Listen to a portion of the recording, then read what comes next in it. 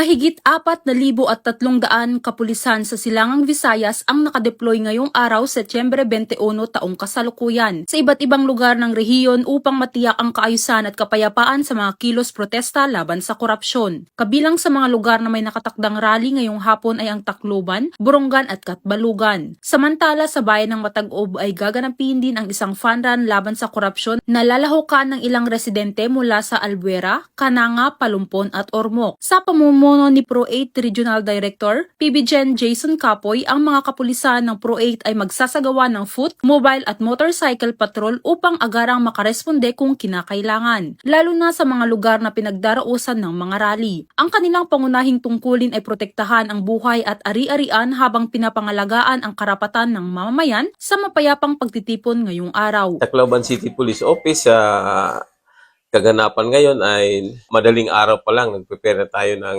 ating CDM para tumulong case mayroong malakihang rally. Hindi lang yung CDM yung preparation natin. Na 50% ng Tacloban City Police Office ay kaantabay, naka-deploy sa buong Tacloban City, especially sa downtown at sa mga area na pwedeng may engagement ng rally. Ang kapulisan ng Pro-8 ay nananawagan sa pakikisa mula sa publiko upang masiguro na walang kaguluhan na maganap at manatiling ligtas at payapa ang mga kalahok sa mga protesta. Dito sa Tacloban RTR Plaza, ako ang inyong PNN correspondent, Patrolwoman Flores, alagad ng batas, tagataguyod ng Balitang Pulis.